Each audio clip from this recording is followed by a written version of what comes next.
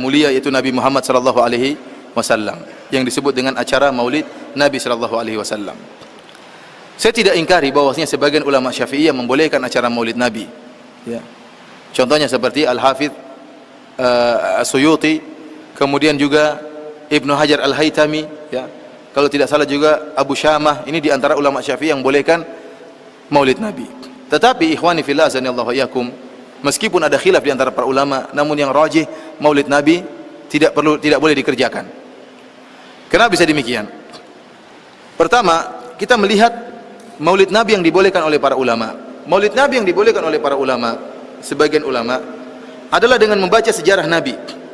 Kemudian berkumpul-kumpul membaca sejarah Nabi, kemudian bersedekah, berbuat kebaikan pada hari tersebut sebagai rasa syukur atas kelahiran Nabi sallallahu alaihi wasallam. Bukan acara berhura-hura, bukan acara pawai-pawai. Oleh karenanya pendiri organisasi Nahdlatul Ulama, pendiri NU yang bernama Kiai Haji Muhammad Hashim Al-Asy'ari, iya benar, Muhammad Hashim Al-Asy'ari menulis sebuah kitab untuk mengingkari orang-orang yang melakukan Maulid Nabi. Dia menulis sebuah risalah judulnya At-Tanbihatul Wajibat Liman Yasna'ul Maulida bil Munkarat. Peringatan-peringatan yang wajib terhadap orang-orang yang melakukan maulid dengan kemungkaran. Hashim Al-Asy'ari termasuk ulama yang membolehkan acara maulid. Tetapi tatkala dia melihat acara maulid dilakukan dengan praktek-praktek kemungkaran, maka dia ingkari acara tersebut.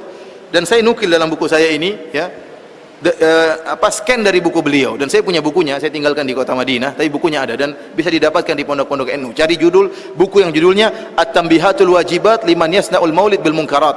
Peringatan-peringatan yang wajib terhadap orang-orang yang melakukan kemungkaran dalam maulid.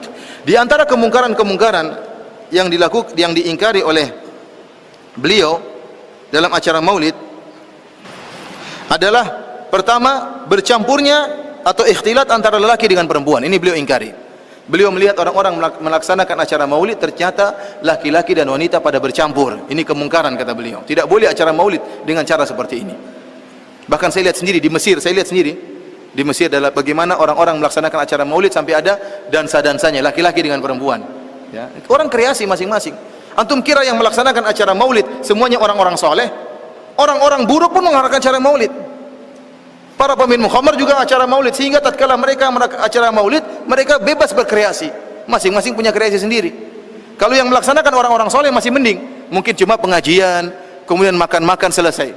Tapi kalau yang melaksanakan orang-orang nggak tahu agama, akhirnya tadi ada percampuran laki-laki perempuan, kemudian adanya joget-jogetan, menari antara laki-laki dengan wanita. Ini tidak benar. Yang kedua yang diingkari oleh beliau, oleh Kiai Haji Hashim Asy'ari, adanya strik ini semacam sandiwara. Jadi acara maulid dibuat dengan acara sandiwara. Ini bukan pentas seni. Acara maulid bukan pentas seni ya ikhwan. Acara maulid kalau yang dibolehkan oleh para ulama untuk mengenang nikmat yang Allah berikan dengan dilahirkannya Nabi sallallahu alaihi wasallam, bukan pentas seni.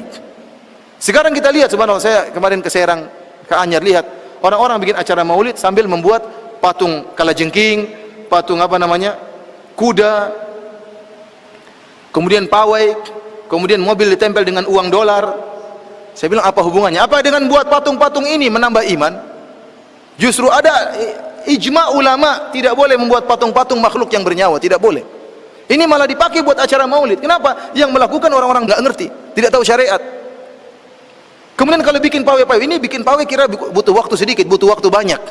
Perlu begadang, kemudian mungkin desainnya, kemudian beli ininya, kertasnya, butuh biaya, bikin macam-macam. Akhirnya jadilah patung kuda atau patung apa, patung kalajengking macam-macam. Ya. Terus bikin patung seperti apakah menambah iman? Iman jadi tinggi gara-gara bikin patung-patung tersebut atau menambah dosa? Akhirnya apa?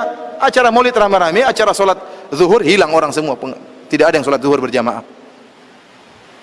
Ini diingkari oleh siapa? Pendiri NU. Di antara perkara yang diingkari dalam acara maulid adalah alat-alat musik seperti seruling dan yang lainnya.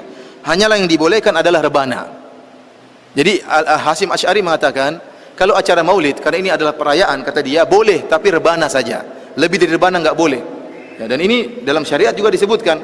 Ulama 4 mazhab bersepakat bahwasanya alat musik hukumnya haram. Yang diperbolehkan hanyalah rebana, itu pun dalam acara-acara perayaan seperti Idul Fitri, Idul Adha, dan walimah. Oleh karenanya Hashim Asy'ari mengatakan demikian juga maulid boleh pakai rebana. Lebih dari itu tidak boleh, seperti seruling dan yang lainnya.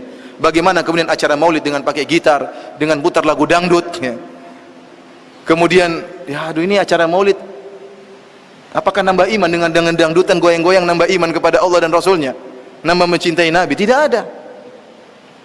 Kemudian di antara yang diingkari oleh Hasyim Asy'ari, mubadzir dalam mengeluarkan harta untuk perkara yang berlebih-lebihan dan tidak bermanfaat. Iya, bikin kue banyak-banyak, telur ditusuk-tusuk rame-rame, kemudian ya, apa ini seperti ini yang diinginkan oleh Nabi SAW? Kalau mau cara maulid seperti perkataan para ulama, kumpul uang kasih orang miskin, itu maulid yang benar. Kalau mau melaksanakan maulid, sebagaimana pendapat sebagian ulama, baca sirah Nabi, bagaimana Nabi dilahirkan, bagaimana perjalanan hidup Nabi, bagaimana dakwah Nabi, nambah iman itu. Kemudian bersedekah kepada fakir miskin. Tapi kalau caranya seperti yang disebutkan perkara yang diingkari juga adalah joget dan tari-tarian. Ada acara joget dan tari-tarian dalam acara maulid, ini diingkari juga. Nyanyian-nyanyian, ini juga diingkari dalam acara maulid.